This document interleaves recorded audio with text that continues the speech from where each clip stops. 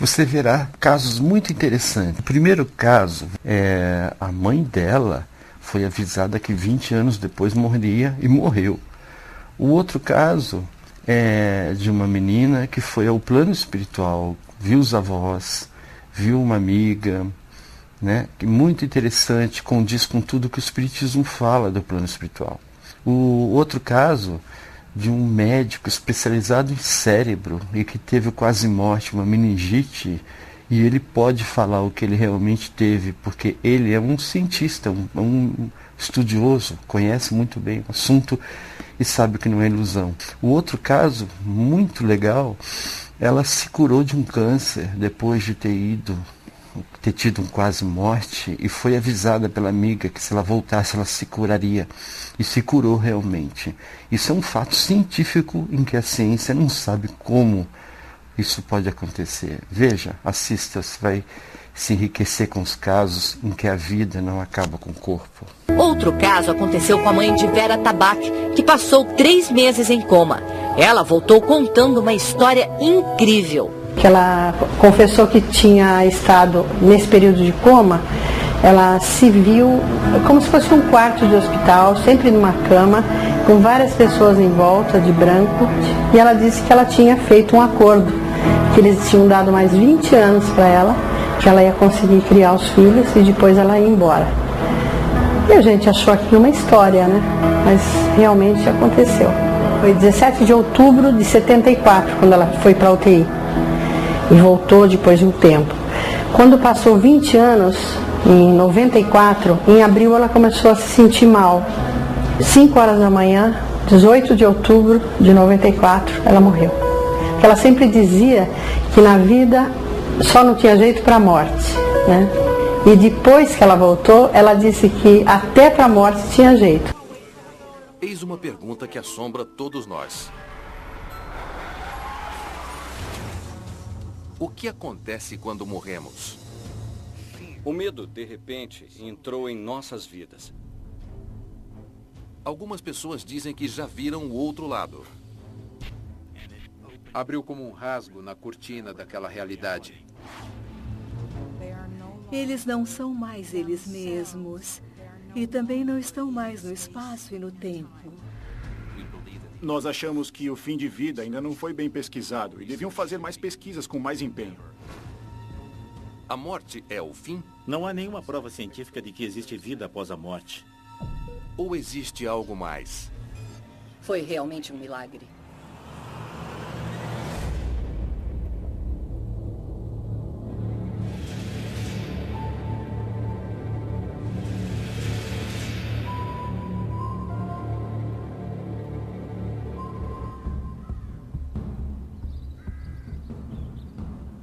Arredores de Komplitz, Alemanha. Christine Stein tem 19 anos e está indo dar aula no jardim de infância.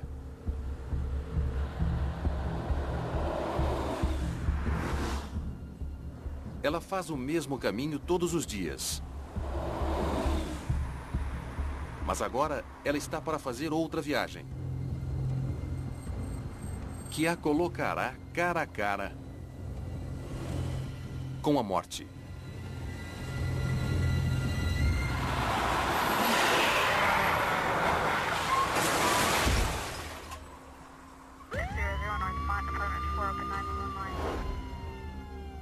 Levaram 1h30 para tirar Christine dos destroços.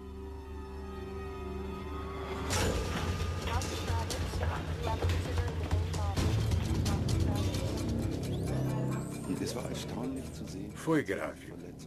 A aorta sofreu um corte enorme. Ela estava com hemorragia interna. Foi um milagre a garota não ter morrido quando chegou ao hospital.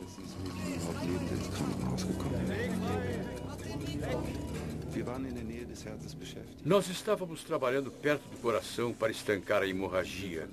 E de repente o coração parou de bater.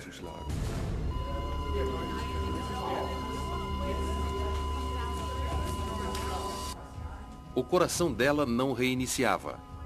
Ela só tinha minutos até seu cérebro parar também. Nós estávamos tentando reiniciar o coração com o desfibrilador. E tínhamos administrado várias medicações. A paciente tinha perdido muito sangue, por isso seus órgãos não estavam recebendo o suficiente. Eu achava que não conseguiríamos salvá-la. Como o coração de Christine tinha parado de bater, muitos podiam considerá-la morta. Mas algo ainda parecia acontecer em seu cérebro.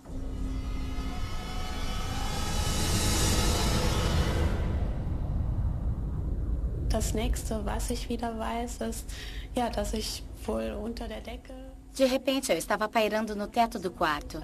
Eu podia me ver deitada numa mesa de cirurgia. Via os cirurgiões e ouvia os dois conversando entre si. A conversa era muito agitada. Percebi que era sobre vida ou morte.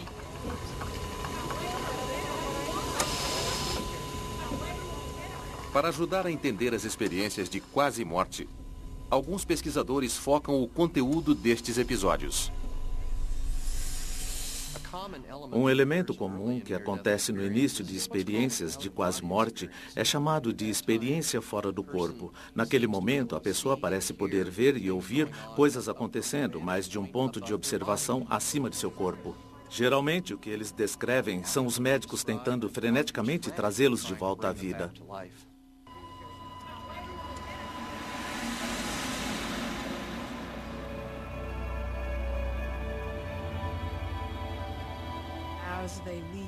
Ao deixar o corpo, elas começam a fazer esta conexão.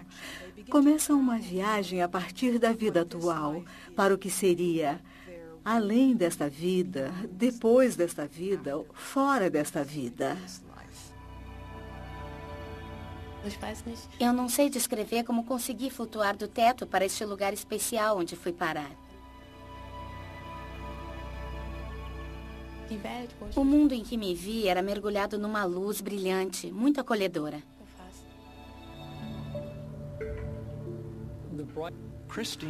A consciência de Christine sobre esse mundo maravilhoso é um clássico. Quem passou por uma experiência de quase morte frequentemente descreve mundos belíssimos que estão além da Terra. Também usam o termo celestial. Era parecido com a Terra, mas as cores eram mais brilhantes e acolhedoras. Incrivelmente bonito. E o chão parecia de algodão, muito suave e morno. Eu sei porque não estava com sapatos.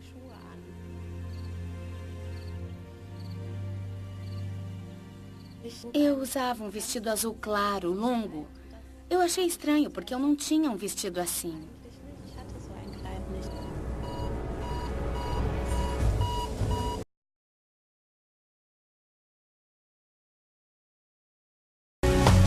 Estava caído e sangrava muito.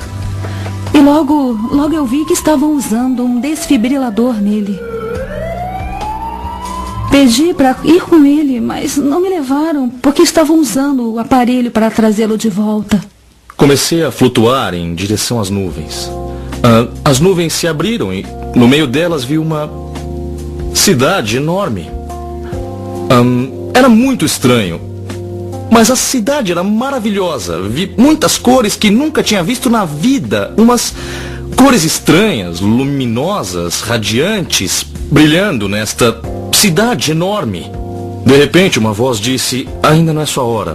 Volte. E eu disse: não, sem chance.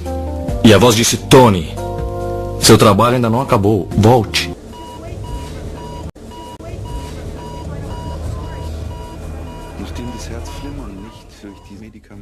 Nós não conseguíamos reiniciar o coração dela. Medicações e choques elétricos não funcionavam. Foi um inferno total. Nós tivemos que optar por uma massagem cardíaca manual, mas não conseguimos restabelecer a circulação. Eu lembro de ter pedido a Deus para nos ajudar, porque achei que não tínhamos nenhuma chance de salvar aquela jovem. Christine se aprofundava cada vez mais em sua experiência de quase morte. Eu ouvi alguém chamando pelo meu nome. E quando eu olhei, eu vi duas pessoas vindo na minha direção. Eu as reconheci, embora não as conhecesse muito bem. Eram meus avós. Eu só os tinha visto em algumas fotos de família, porque os dois já tinham falecido muito tempo atrás. Ah, minha querida. Existem casos de experiências de quase morte onde descrevem ter encontrado alguém que reconhecem imediatamente e que conhecem como um de seus antepassados falecidos. Ou alguém que é parte da família, às vezes é um antepassado falecido que sequer conheceram, alguém que até morreu antes deles nascerem. De repente, eu percebi que estava no céu. Eu sei disso, porque eu encontrei meus falecidos avós e aprendi ainda criança que quando as pessoas morrem, elas vão para o céu. O que mais poderia ser este lugar? Geralmente, nestes mundos sobrenaturais ou divinos, as pessoas interagem com outras pessoas que pareciam conhecer em sua vida terrena, mas com uma importante diferença. Mesmo que a pessoa tenha estado cronicamente doente e morrido, as pessoas na experiência de quase morte estão sempre com saúde perfeita.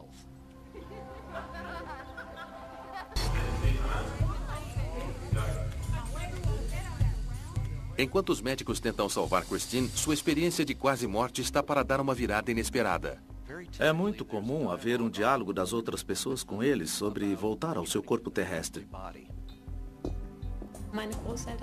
Meus avós me disseram, sua hora não chegou ainda. Você tem que voltar e realizar uma grande missão na sua vida.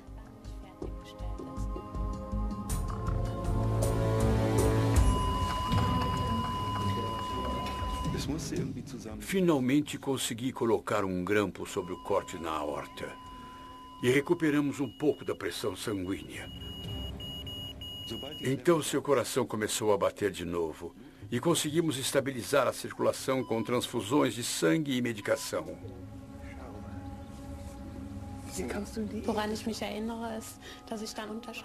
Eu podia me ver na mesa de cirurgia e ouvi o cirurgião gritar. Nós conseguimos. Trouxemos a garota de volta.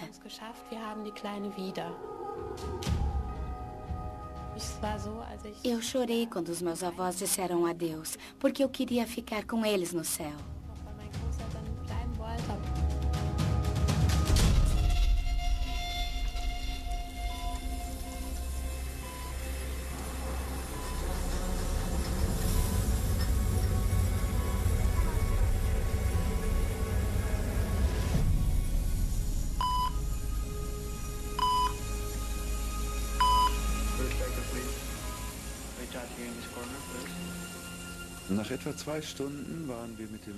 Após cerca de 2 horas, nós terminamos a cirurgia.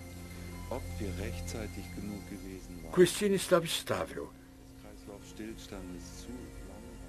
Mas não fazíamos ideia se tínhamos conseguido trazê-la a tempo ou se ela ficaria com dano cerebral.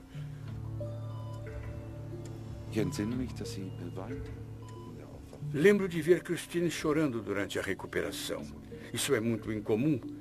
Geralmente as pessoas não acordam chorando.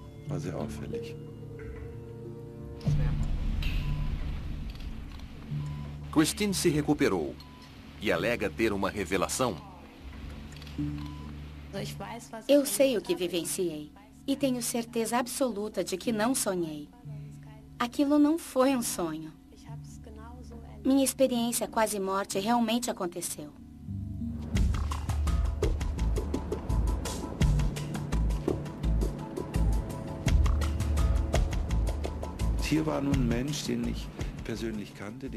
Se tem alguém que conheço bem, é um dos meus pacientes. Ela me disse que assistiu ao desespero na mesa de cirurgia. Isso é inacreditável, mas ela descreveu exatamente como aconteceu. Quando alguém está em crise, deitado numa cama de hospital, ele pode parecer em coma para o pessoal do hospital porque não se mexe, mas, na verdade, está assistindo num estado de hiperalerta tudo o que está acontecendo ao seu redor. Nossos melhores cientistas que se comunicam uns com os outros em todo o mundo têm regras de protocolo, que incluem... Não podem demonstrar que são religiosos. Não podem acreditar em discos voadores e certamente não andam com alguém que acredite em discos voadores. Mas tudo acontece atrás de portas fechadas, porque ninguém deseja atrair atenção para isso. Você sabe que eles compreendem que existe uma punição associada a esse tipo de pesquisa e por causa disso tudo é feito por baixo dos panos. Ser bloqueado e impedido por medo das opiniões alheias me parece errado. É difícil de acreditar que alguém possa flutuar 2 metros acima da mesa de cirurgia e ouvir tudo que conversamos. É difícil aceitar isso, embora eu ache que Christine é uma pessoa digna de confiança e totalmente genuína.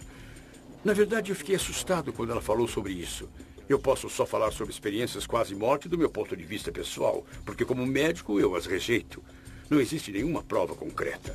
Parece coisa sem sentido, tolices, anjos cantando, luzes e túneis brilhantes, e tudo é maravilhoso. Não pode ser, deve ser algum tipo de delírio. O céu existe, embora a ciência não possa provar isso. Não está só na minha cabeça, é uma realidade.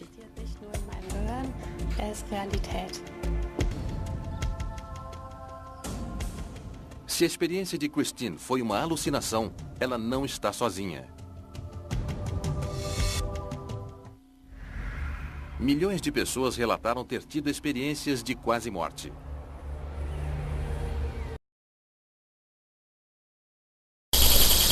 Dolorosa e cheia de angústias para uns, a morte não é para outros senão um sono agradável seguido de um despertar silencioso. O desprendimento é fácil para aquele que previamente se desligou das coisas desse mundo, para aquele que aspira aos bens espirituais e cumpriu com seus deveres. Ao contrário, luta e agonia prolongada no espírito preso à terra, que só conheceu os gozos materiais e deixou de se preparar-se para essa viagem. Entretanto, em todos os casos, a separação da alma e do corpo é seguida de um tempo de perturbação, rápido para o espírito justo e bom, que desde cedo despertou ante todos os esplendores da vida celeste, muito longo, a ponto de abranger anos inteiros para as almas culpadas, impregnadas de fluidos grosseiros. O que é fluidos grosseiros? Todo mal que é feito, todo gesto negativo, vício, etc., geram fluidos, energias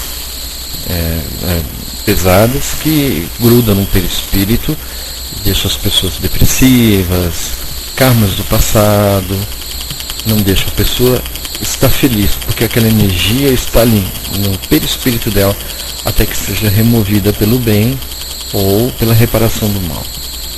Grande número dessas últimas crê permanecer na vida corpórea muito tempo mesmo depois da morte. Desculpe as falhas aí. Então, quer dizer, morre o corpo, o espírito continua na casa onde morava, alguns até sentem a presença dele, ou até no trabalho, ou era muito apegado à sua casa e fica ali querendo que ninguém ocupe aquela residência. Né? Para estas, o perispírito é um segundo corpo carnal, submetido aos mesmos hábitos e algumas vezes às mesmas sensações físicas, como durante a vida terrena. Né? Então sente frio, fome, sede, etc. Né? Sente o cabelo crescer, barba, é uma coisa mental que se torna muito real. Outros espíritos de ordem inferior se acham mergulhados em uma noite profunda, em um completo insulamento no seio das trevas, que para uns é inferno, né? Mas é um local, uma concentração mental que o espírito fica consigo mesmo, em conjunto com outros espíritos, todos habitando uma mesma faixa de pensamento, que produz uma paisagem de umbral, de trevas, de lugar escuro, frio, etc. Sobre eles pesa a incerteza, o terror. Os criminosos são atormentados pela visão terrível e incessante das suas vítimas. Esse texto foi extraído do livro Depois da Morte, de Leon Denis. Né? Então tem que ter uma boa vida para se ter uma boa morte. O que é boa vida? Curtir os prazeres da vida sem abusar, comida, etc. Usar o dinheiro com responsabilidade para si, sem exageros, e também fazer caridade, que isso é fundamental e muito importante. Fazer reforma íntima, verificar os seus erros e tentar corrigi-los. Deus quer que você se esforce, Ele não quer que você fique acomodado.